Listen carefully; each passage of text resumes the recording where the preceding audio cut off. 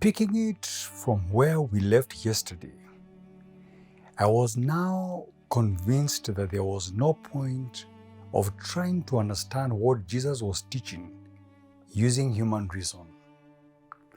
I found myself seeking to understand what he taught with the earnest desire of a small child.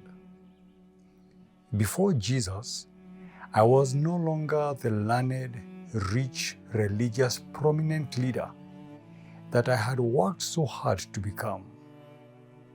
Indeed, every miraculous sign he performed was for me only a sign of how great he was, and only deepened my desire to have the Spirit of God show me who Jesus really was. It followed that sometime later, Jesus came up to Jerusalem for one of the Jewish festivals. It was one of those days I tried having another catch-up meeting with him at night, but could not because of the great public interest he attracted, with everybody trying to get to him. Now, there is in Jerusalem, near the sheep gate, a pool, which in Aramaic is called Bethesda, and which is surrounded by 5 covered colonnades. Here, a great number of disabled people used to lie: the blind, the lame, and the paralyzed. They used to lie there because there was a belief that an angel would come down into the pool every so often and stir up the water. The first person who got into the pool after the stirring of the water was made well from whatever disease with which he was afflicted. One of the people who lay there was well known to me and to almost everyone in Jerusalem. He was not known to me because of any close relations I had with him or his family, but because he had been an invalid for 38 years. He had been lying at that pool for 38 years, waiting for a chance to get to the water when it was stirred by the angel. To date, I still don't know why Jesus visited the pool. I cannot tell if Jesus got to know about the man and decided to visit him there, or if he had just taken a stroll and bumped into him. But those who were with Jesus later reported to others how when Jesus got to the pool of Bethesda and saw the man lying there and learned that he had been in this condition for a long time, he walked up to him and asked him, "Do you want to get well?" "Sir," the invalid replied, "I have no one to help me into the pool when the water is stirred. While I am trying to get in, someone else goes down ahead of me."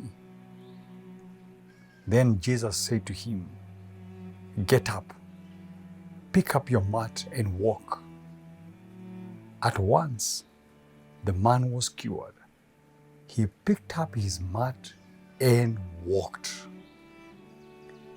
The first place the man came to was a synagogue, and I was there when he arrived.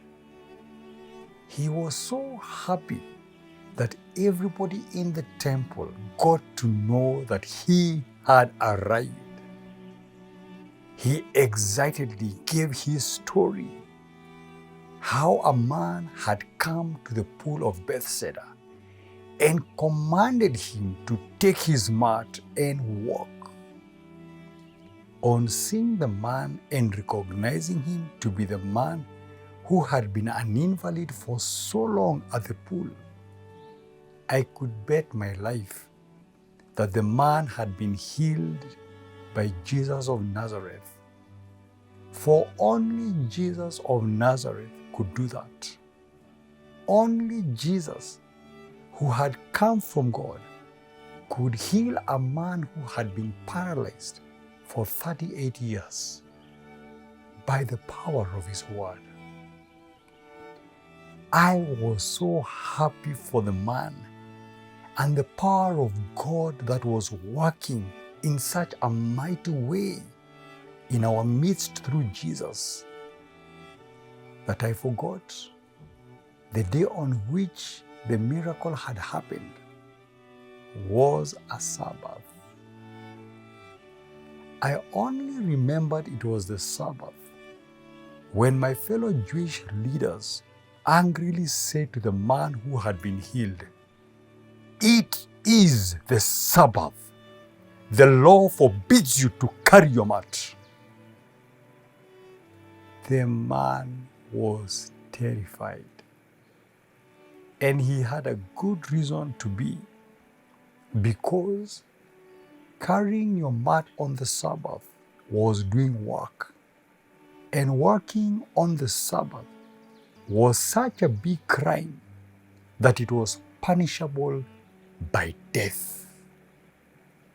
For the Torah said in Exodus 31,